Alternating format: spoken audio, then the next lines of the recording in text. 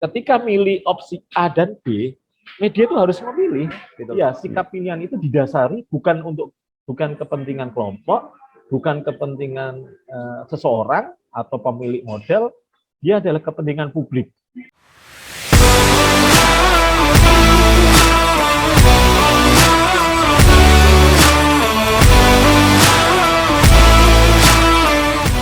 Assalamualaikum warahmatullahi wabarakatuh.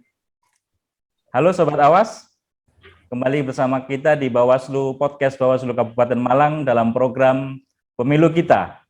Dan pada kesempatan kali ini, kita akan membahas tentang media dan pemilu, di mana kita ketahui bahwa media merupakan salah satu pilar penting di dalam negara demokrasi kita, sehingga layak kemudian kita ketahui bagaimana sepak terjang dan peran media di dalam proses pemilu secara khusus, karena bagian penting yang dimiliki oleh media sebagaimana Bawaslu adalah sebagai watchdog atau pengawas daripada proses demokrasi di sebuah negara.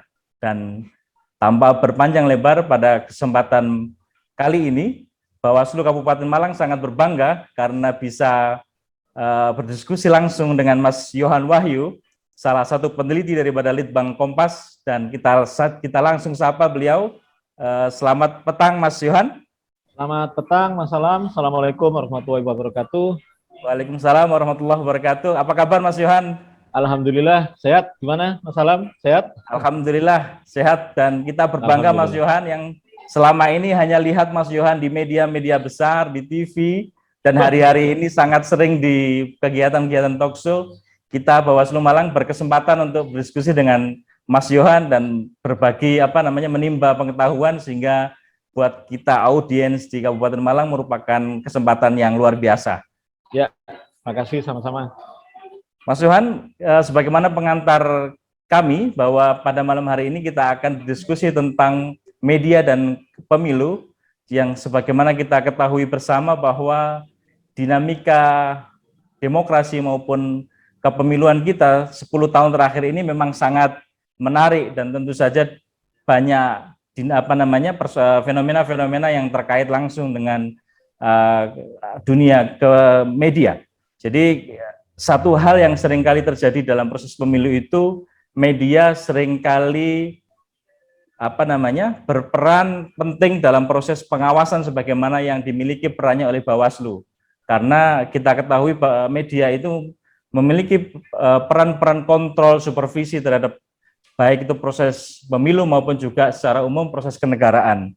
Tetapi ada persoalan yang seringkali juga muncul di dalam proses pemilu, yaitu bagaimana media sering terlihat partisan, Mas Yohan, atau setidaknya mestinya media pada posisi netral, tetapi seringkali kemudian menjadi bagian dari persoalan yang seringkali mau tidak mau yang kita lihat itu Bawaslu turut ikut mengawasi daripada media itu sendiri di dalam proses pemilu. Padahal semestinya secara profesional media juga menjadi bagian penting di dalam proses pengawasan. Nah, kira-kira menurut Mas Wahyu atau Mas Yohan, bagaimana posisi serta peran daripada media di dalam proses pemilu di negara kita Indonesia ini, Mas Yohan? Ya, baik. Terima kasih Mas Salam atas kesempatannya bisa bersilaturahmi dengan teman-teman, terutama teman-teman pengawas di Kabupaten Malang ya. Bicara soal media dan pemilu, ini sebenarnya kami media itu kan seperti halnya tadi Mas Alam jelaskan atau paparkan, memiliki beberapa fungsi ya, atau setidaknya tanggung jawab ya. Yang pertama itu adalah melakukan edukasi ya. Yang kedua, edukasi dalam arti semua produk-produk media itu semestinya memberikan nilai tambah buat publik gitu ya. Baik itu berita, baik itu kolom opini, baik itu tulisan-tulisan feature kalau teman-teman di dunia cetak, atau demikian juga dengan teman-teman yang bekerja di platform televisi atau platform digital. Kami dibebani untuk tanggung jawab adalah memberikan edukasi gitu ya, pendidikan gitu ya. Yang kedua tentu tidak lepas juga adalah melakukan sosialisasi ya, pengumuman, memberikan informasi, itu kan menyebarkan informasi, Kemudian yang ketiga adalah tentu ada aspek hiburan, gitu ya. Kadang media juga perlu juga sesuatu yang menghibur publik. Dan yang tak kalah penting, yang keempat itu adalah kontrol sosial. Nah, di fungsi keempat inilah ketika dikaitkan dengan pemilu, fungsi media itu semestinya diperkuat atau lebih besar fungsinya dalam konteks kontrol sosial ini. Kenapa? Pemilu itu kalau dalam konteks di Indonesia ini kan satu-satunya ya hajatan terbesar terbesar kita yang melibatkan seluruh tidak hanya seluruh warga negara kita itu ya asumsinya terlibat semua dengan pemilih. Dia juga pesta demokrasi untuk memilih. Pesta demokrasi tidak ada yang tidak dilibatkan gitu ya. Kalaupun mereka tidak terlibat karena keinginan sendiri, oke, misalnya golput, tidak menggunakan hak pilih, banyak hal karena faktor teknis atau karena faktor politis. Tapi kita harus akui, pemilu itu satu-satunya instrumen kita menjadi gawe bersama kita, sebuah bangsa untuk bersama-sama, bahkan dalam satu hari ya, kalau dalam konteks Indonesia, ini pemilu yang kayaknya terbesar di dunia yang harus selesai dalam satu hari gitu ya. Nah, dalam konteks itulah peristiwa kecil saja ya kalau dalam konteks peristiwa politik kecil saja itu media menyorot, apalagi pemilu. Ini peristiwa sangat super besar sekali. Tentu media akan ambil bagian di situ dari 4 tanggung jawab yang saya sebutkan tadi.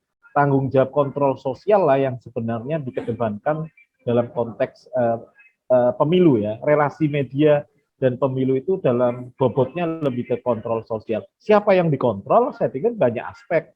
Tidak hanya penyelenggara pemilu, tidak hanya pemerintah, tidak hanya DPR, tapi juga publik dan partai politik tentunya sebagai peserta pemilu. Jadi semua kita kontrol.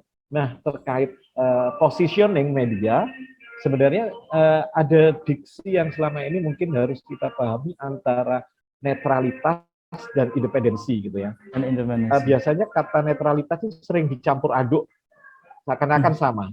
Padahal sebenarnya secara substansi ini derajatnya berbeda. Netralitas itu artinya ketika pilihannya A dan B, saya tidak mau memilih A dan B karena saya memang menghindari untuk memilih A dan B. Jadi saya benar-benar abstain di situ. Abstain artinya pasif gitu. Sekarang pertanyaannya, apakah media itu pasif? Tidak. Media itu pasti akan memilih, misalnya ada satu peristiwa kecelakaan atau peristiwa kecelakaan pesawat misalnya. Ketika kecelakaan pesawat itu, saya yakin banyak media pasti peristiwanya sama, angle-nya berbeda. Media A mengambil angle jumlah korban misalnya.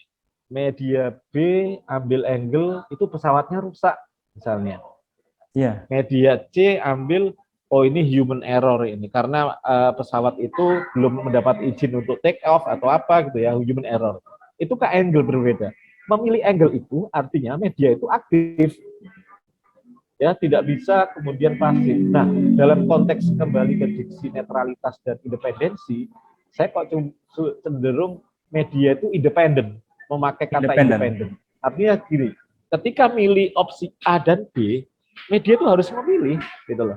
Tapi pilihan A atau B sikap pilihan itu, sikap pilihan itu didasari bukan kepentingan kelompok, bukan kepentingan seseorang atau pemilik model, dia adalah kepentingan publik. Nah, disitulah independensi itu kemudian saya lebih sepakat memakai kata media itu harus independen. Iya, tapi kalau dalam konteks pemilu apakah juga definisi itu juga relevan, Mas Yohan? Dalam arti dalam konteks pemilu tentu media kan lembaga, dia tidak punya hak suara, tidak bisa memilih partai mana. Jadi mainnya memang tidak dalam konteks pilihan politik, tapi tentu semua adalah menjaga, misalnya Kompas sesuai dengan tagline-nya amanat hati nurani rakyat. Ya ukurannya ke sana, diarahkan visi misi Kompas untuk apakah ketika kita milih angle A, angle dari sisi B atau C, apakah ini sesuai dengan amanah itu? Ini kepentingan publiknya lebih besar nggak? Dalam konteks itu sih, Dan ketika kita sikap memilih, itu sikap aktif yang kemudian secara iya, apa namanya, dasar pengambilan sikapnya merupakan bentuk independensi daripada bentuk lembaga independensi. tersebut ya. Artinya dalam konteks kita tetap memilih, bukan memilih pilihan partai maksudnya ya, tapi memilih sikap. Lah Memilih memilih sikap. sikap itu kan nggak netral sebenarnya, kan memilih kita. Sama Betul. dengan tadi milih, sama kayak fotografer moto gitu ya, dia kan pasti punya angle yang menjadi pilihan dia. Nah, dalam konteks itulah sebenarnya lebih tepat misalnya independensi media itu harus tetap dijaga. Jadi mau nggak mau lebih tepat independensi bukan netralitas. Jadi diksi itu memang nggak pas untuk media, tapi independensi itulah yang lebih tepat ya. Jadi menjaga, misalnya menjaga jarak pada semua partai. Kenapa? Untuk menjaga independensinya gitu. Tapi ketika ada peristiwa yang kemudian penundaan pemilu misalnya, isu penundaan pemilu, itu teman-teman pasti melihat bagaimana sikap angle Kompas.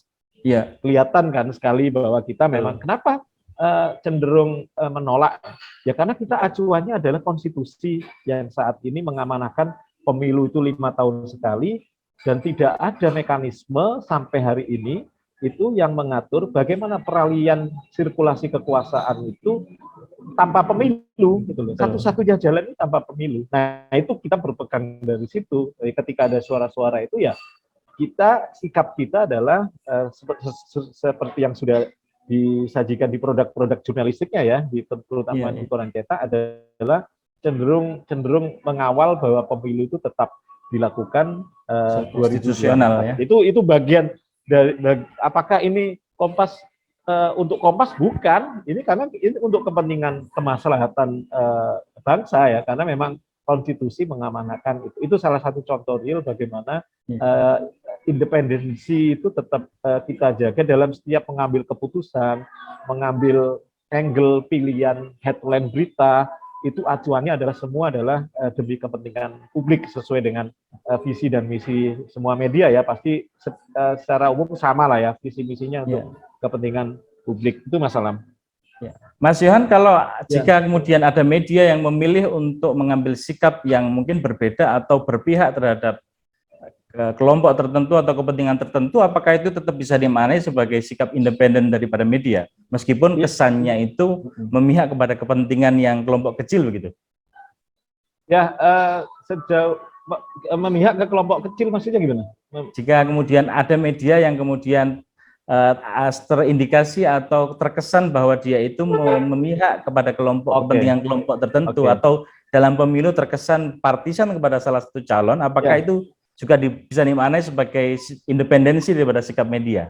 Ya, selama media itu kemudian sudah bersikap partisan ya, artinya partisan itu lebih memihak kepentingan politik tertentu, ya dia sebenarnya sudah menanggalkan independensinya, karena secara hitoh media itu dilahirkan untuk independen gitu. Secara hitoh media itu dilahirkan untuk tidak partisan.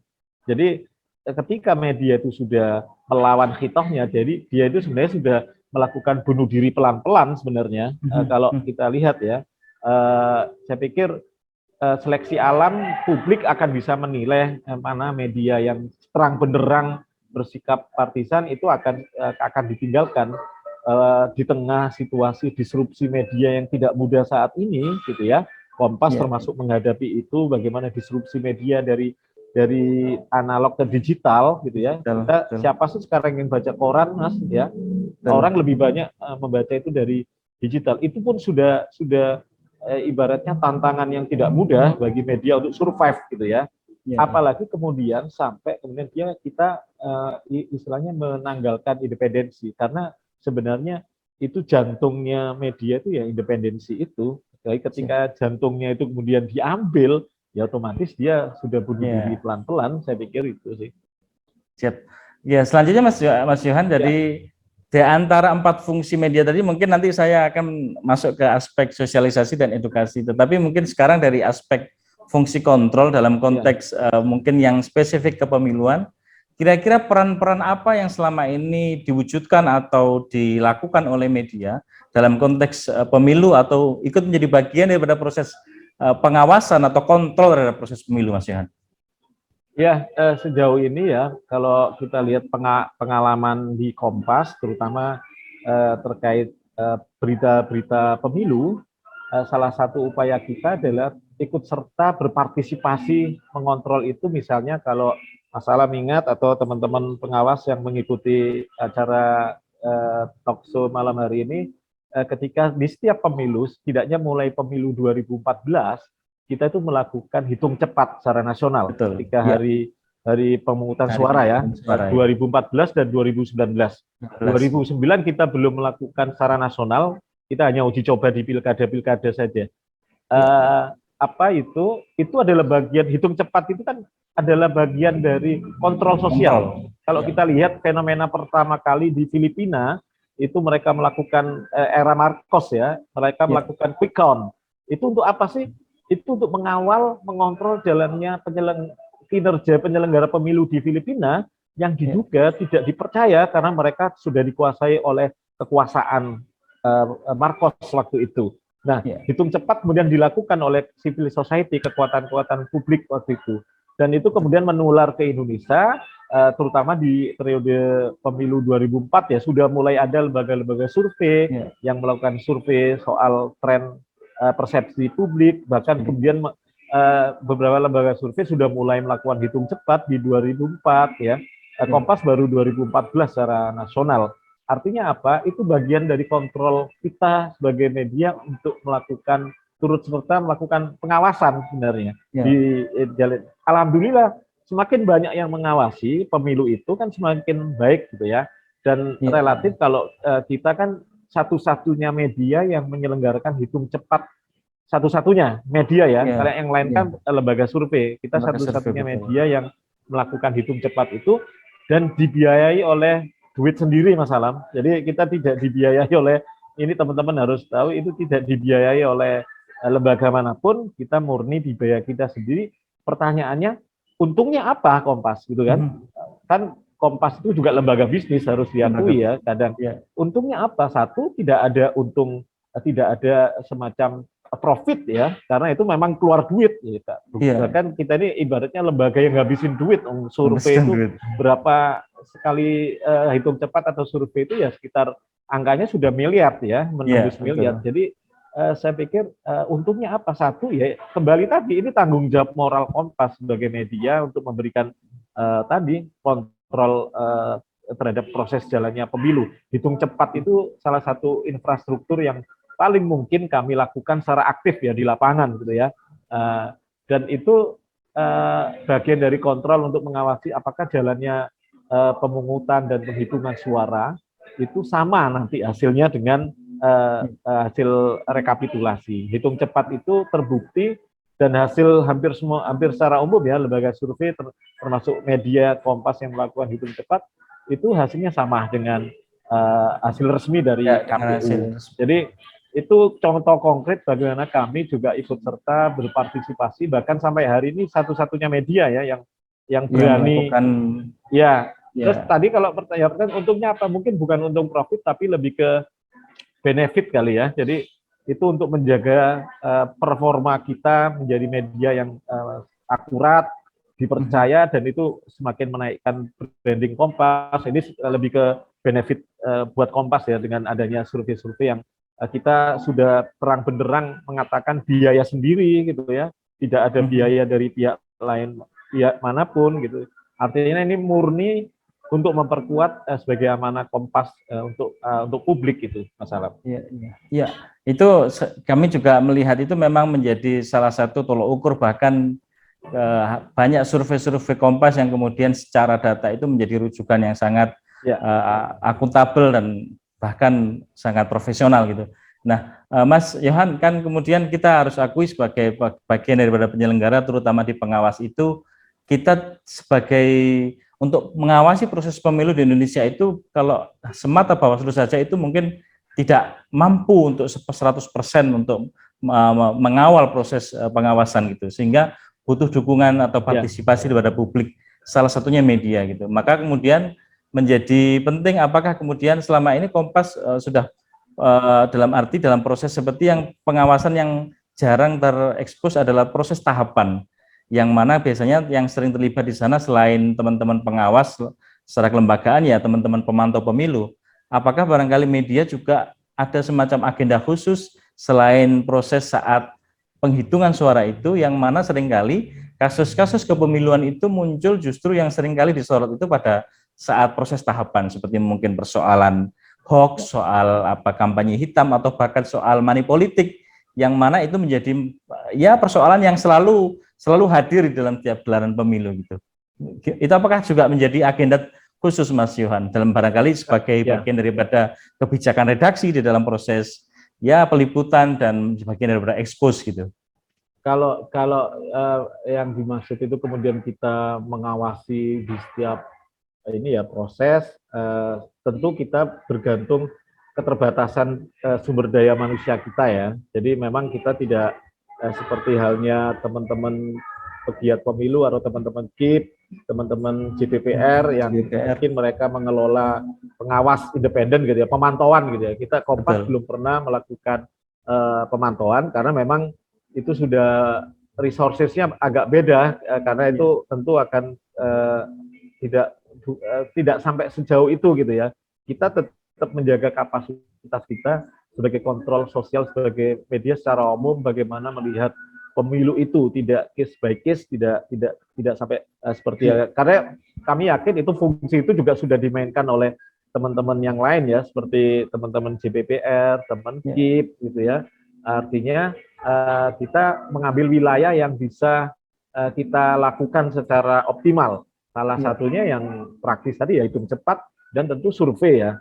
Di dalam survei dan hitung cepat itu kadang kita juga menyelipkan pertanyaan misalnya ketika umumnya 1.200 sampai 200 TPS ya sampel gitu dihitung cepat. Itu kita meminta interviewer kita itu juga mencatat ada saksi apa tidak di situ, ada kelengkapan semacam kelengkapan di TPS gitu ya. Apakah karena kan teman-teman yang tugas itu mulai pagi Mas. Mulai pagi dia melakukan exit poll dulu. Jadi pemilih yang baru nyoblos itu ditanya, disurvei. Artinya dia ditanya jam berapa TPS itu dibuka. Nah, itu ada pertanyaan-pertanyaan itu. Terus kemudian adakah pelanggaran yang ada di situ? Misalnya ada yang protes atau ada apa, itu ada catat termasuk dihadiri saksi apa tidak. Adakah yang tidak mau tanda tangan berita acara gitu loh. Jadi hal-hal yang sifatnya umum, masih umum ya. Tentu kalau teman-teman pemantauan pasti lebih detail gitu ya. Kita tidak sejauh itu karena memang interviewer itu tugasnya hanya untuk survei. Tapi kita menambahi pertanyaan-pertanyaan yang barangkali itu berguna bagi, bukan barangkali sih pasti berguna, karena juga sempat kita tulis soal bahwa di sampling 2000 TPS itu ternyata berapa persen yang sudah menjalankan prosedur dengan baik, berapa persen yang tidak dihadiri saksi. Nah, itu bagian dari survei sih dalam konteks itu. Tapi secara substansi itu juga bagian dari kontrol. Saya pikir itu informasi itu penting bagi penyelenggara, terutama Bawaslu ya, untuk melihat fungsi itu. Tapi kami melihatnya pasti Bawaslu sudah punya. Bawaslu tidak survei, itu pasti sensus kan, karena semua ada pengawas di TPS. Nah, itu sih peran-peran kalau ditanya pengawasan secara ini. Lalu bagaimana agenda 2024 sejauh ini kami juga tidak jauh berbeda ya fungsinya yang kami rencanakan dengan seperti halnya 2019 dan 2014 kita akan insya Allah tetap survei, dan survei berkala sudah kita mulai. Hitung cepat itu ibaratnya mahkotanya kegiatan survei dan mahkotanya Litbang Kompas lah ya, ketika di momen-momen pemilu ya, itu mahkotanya. Kenapa sih menjadi mahkota? Itu beda dengan survei hitung cepat itu. Kalau survei itu berdasarkan persepsi. Orang belum milih ditanya, kamu milih siapa? Itu derajatnya di bawah. Kemudian exit poll itu agak tinggi lagi derajatnya, karena orang barusan memilih ditanya, kamu milih siapa?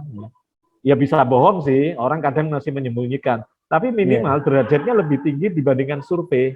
Itu exit poll, itu orang sudah melakukan pilihan, ditanya tadi milih apa? Partai A. Oh benar ya Pak, tadi milih partai A. Oke, kenapa milih partai itu? Jadi relatif akurasi dan sampling tingkat errornya mungkin lebih rendah ya dibandingkan survei, karena survei kan masih angan-angan itu, masih jauh dari pemilu.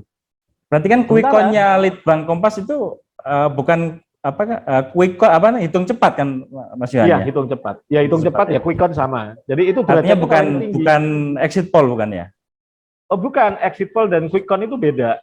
Exit Ya. poll itu survei yang dilakukan ketika pemilih baru saja memilih. Langsung keluar dari TPS ya. Makanya disebut exit poll. Keluar dari TPS dia ditanya, gitu. Itu exit poll. Makanya saya sebut derajatnya paling tinggi karena pemilih atau responden baru saja memilih. Sementara kalau survei berkala yang dilakukan bertahap jauh sebelum pemilu itu kan ditanya. Pertanyaannya aja kan berandai-andai sebenarnya. Jika saat proyeksi. ini pemilu, ibu bapak milih siapa? Nah, kalau sekarang pemilu milih siapa? Nah, itu semacam prediksi ya hasilnya. Gitu. Tapi kalau exit poll itu bukan prediksi lagi, ini gambaran dari hasil pemilihan umum. Gitu. Biasanya Kompas ditulis langsung hari itu, untuk Kompas online-nya, untuk ulasan lengkapnya biasanya untuk cetak hari besok. Cetak ya. Tapi akurasi paling tinggi, derajat paling tinggi itu ya quick count, hitung cepat itu. Karena itu satu bukan persepsi, itu adalah hasil hitungan real TPS. Ya. Si A dapat berapa, si B dapat berapa, si C dapat berapa, kita hitung, kita tampilkan di pusat data, kita tampilkan di televisi, di Kompas TV, dan itu menjadi acuan tingkat hasil pemilu berdasarkan hitung cepat. Jadi tahapannya itu, dan hitung cepat itu kenapa sampling errornya di bawah 1%? Ya karena itu bukan persepsi, itu data yang real, sudah dihitung KPU. Real. Nah itu makanya itu menjadi mahkota bagi saya kayaknya juga bagi hampir semua lembaga survei ya. Survei betul. Kompas. Iya. Selanjutnya Mas Yohan, aspek sosialisasi dan edukasi, bahwa kita ketahui kan pemilu maupun pemiluhan atau pemilihan sekitar 10 tahun terakhir ini memang cukup membawa dampak sosial yang tinggi gitu ya, dari aspek persoalan keterbelahan atau polarisasi masyarakat, atau bahkan sampai memunculkan konflik-konflik yang di berbagai daerah. Kan salah satu isu besarnya itu selalu melewati media, seperti mungkin perpecahan akibat perbedaan pilihan yang kemudian itu bisa berpengaruh ke banyak hubungan-hubungan sosial. Nah, kira-kira kemudian bagaimana media yang memang bagaimanapun media itu menjadi saluran yang membuat masyarakat persepsinya terbangun, dan kira-kira peran atau apa yang bisa dilakukan oleh partisipasi media dalam upaya membendung persoalan-persoalan sosial seperti polarisasi akibat pemilu, atau bahkan bentuk-bentuk pelanggaran lain seperti mungkin persoalan hoax atau kampanye hitam yang juga kadang-kadang itu salurannya melalui media. Kira-kira bagaimana peran media, Mas Yohan? Ya, dalam konteks peran media terkait hoax, saya pikir justru itu tantangan buat Kompas, koran ya. Koran itu kan proses produksinya berbeda dengan berita online, apalagi berbeda juga dengan sosial media gitu ya. Koran itu pasti ada mekanisme jurnalistik, tahapan jurnalistiknya yang memang tidak bisa tidak bisa dihilangkan satu sama lain. Wartawan wawancara di lapangan, konfirmasi narasumber A, konfirmasi lagi ke narasumber yang B, artinya harus cover both side. Kemudian ditulis, dan setelah tulis dikirim ke editor, ada proses editing di situ, editor melihat apakah ini, tentu kemudian fakta-faktanya benar apa tidak gitu ya, apakah opini wartawan masuk di situ sejauh mana, intinya bagaimana akurasi dan akurasi. Setelah dari editor, kalau di Kompas ada penyelaras bahasa, ada nggak bahasa yang kemudian menyinggung lah kelompok masyarakat, ada nggak dipilih bahasa yang kemudian bisa kemudian tidak merugikan satu sama lain gitu ya. Intinya bagaimana produk jurnalistik itu seobjektif mungkin, seakurat mungkin, dan itu berguna. Tadi kembali ke ini, edukasi, ini memberikan nilai lebih nggak buat pembaca gitu. Nah, baru kemudian dipublish, dicetak. Itu pun juga kadang salah ya, salah ketik, tipe itu cetak nggak bisa dibenerin real time gitu ya. Ya besoknya baru kita ralat. Artinya apa? Justru media cetak atau media mainstream itu mestinya jadi rujukan ketika untuk melawan hoax gitu Mas. Karena nggak mungkin media mainstream itu memberitakan hoax. Kembali bahwa ketika kita memberitakan berita bohong, berarti kita tidak melakukan proses verifikasi, tidak melakukan cover both side, tidak melakukan turun lapangan, melihat kondisinya kayak apa. Artinya itu sudah menjadi bukan produk jurnalistik. Hoax itu bukan produk jurnalistik.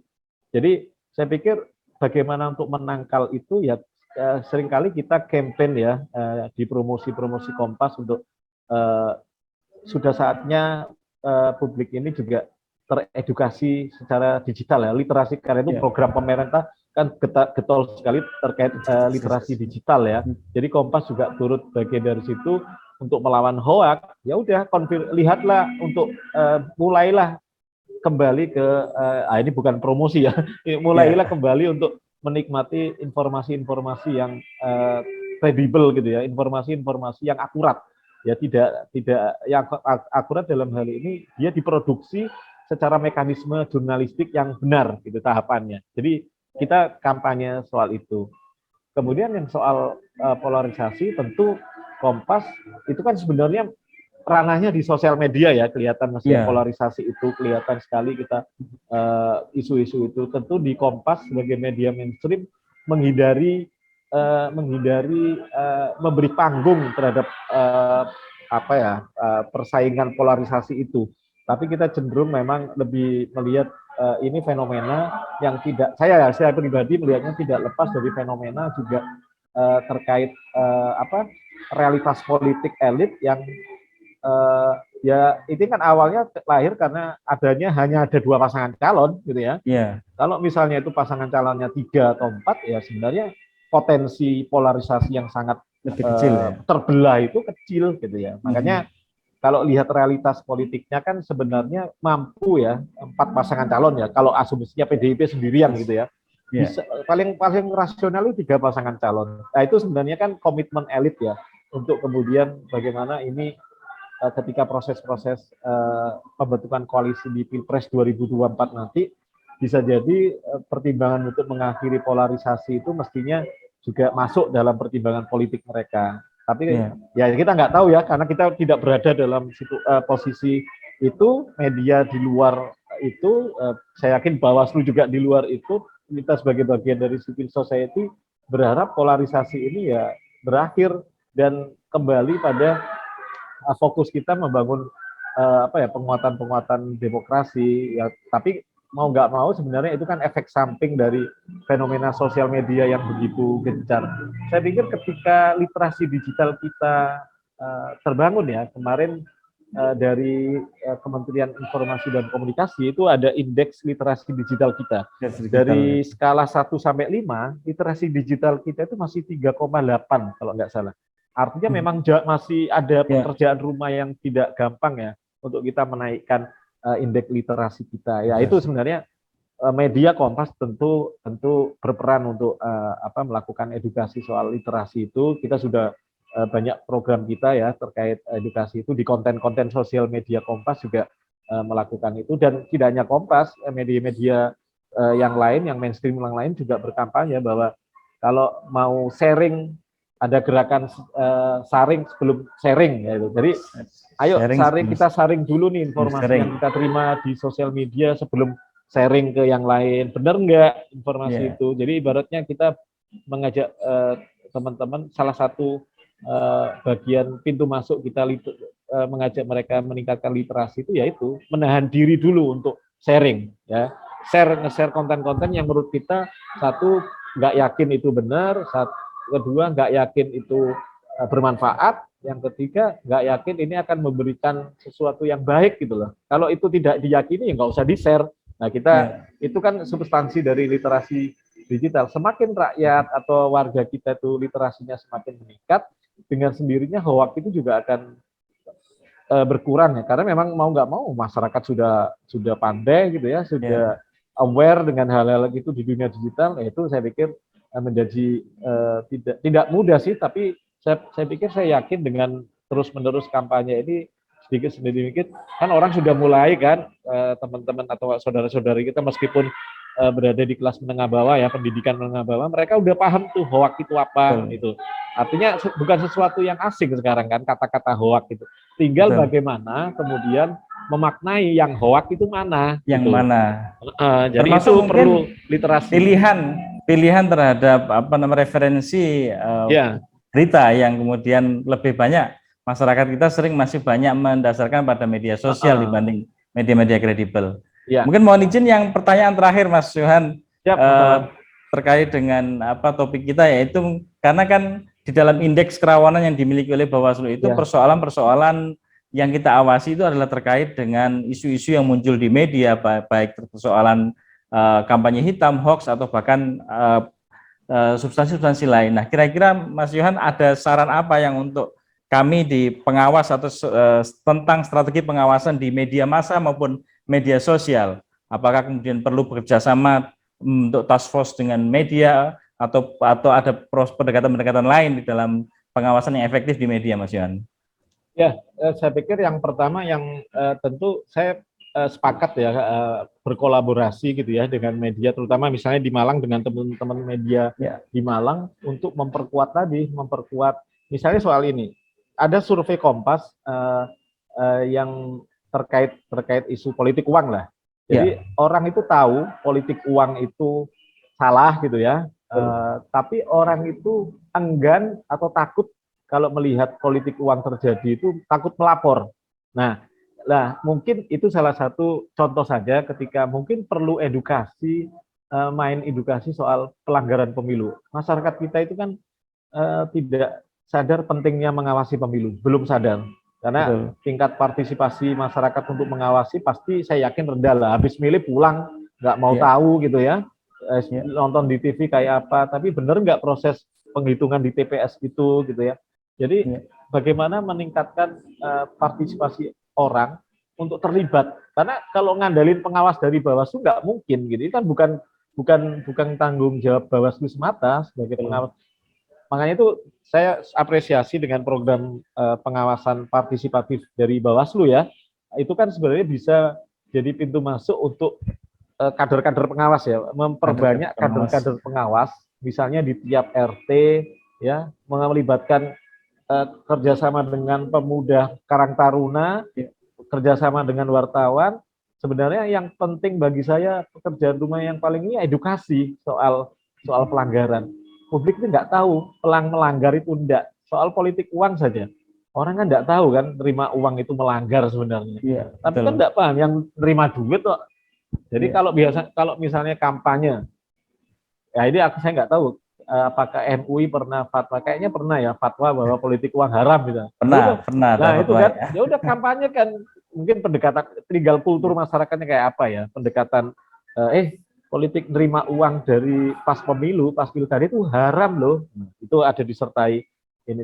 Mungkin saya pikir sudah yang dilakukan Bawaslu dengan Sekolah Kader Pengawas Partisipatif SKPP itu saya pikir perlu dilanjutkan di tingkat yang lebih mikro mungkin Mas Alam ya. Mungkin di Bawaslu Malang membuat ada berapa kelurahan di sana melibatkan Karang Tarunanya, jadi mungkin melibatkan lembaga mana lain yang kemudian ini kan gawe bersama gitu ya, menyelamatkan, menjaga pemilu ini kan tanggung jawab bersama. Mungkin Bawaslu sebagai memediasi itu bisa bikin gerakan kecil-kecilan dulu ya, kerjasama sama media kemudian memberitakan dalam konteks itu melakukan edukasi soal bagaimana sih cara mengenal politik uang, menghindari bagaimana, terus lapor kemana kalau mereka tahu ada tetangganya ini, lapor kemana. Itu kan hal-hal teknis. Saya pikir di pertanyaan sebelumnya juga ada pertanyaan, apakah Anda mau melapor itu, tapi nggak mau melapor. Karena apa? Alasannya karena takut. Nah itu kan problem itu. Nah takut nih. Jadi itu saya pikir dari survei itu menggambarkan bagaimana literasi masyarakat tentang pengawasan pemilu, tentang pentingnya pemilu itu diawasi. Saya pikir masih rendah ya. Saya pernah usul ke Bawaslu, bikin dong indeks tingkat kerawanan, tingkat pengawasan partisipatif ya. Kita itu berada di mana? Kayak inilah, kalau kita punya partai ID, tingkat kedekatan kita dengan partai kan masih rendah. Ini kayaknya perlu juga nih sebagai ukuran Bawaslu ya. Dari skala 1 sampai 10 atau 1 sampai 5, tingkat kesadaran masyarakat kita tentang pentingnya pengawasan dan mau terlibat berpartisipasi itu berapa?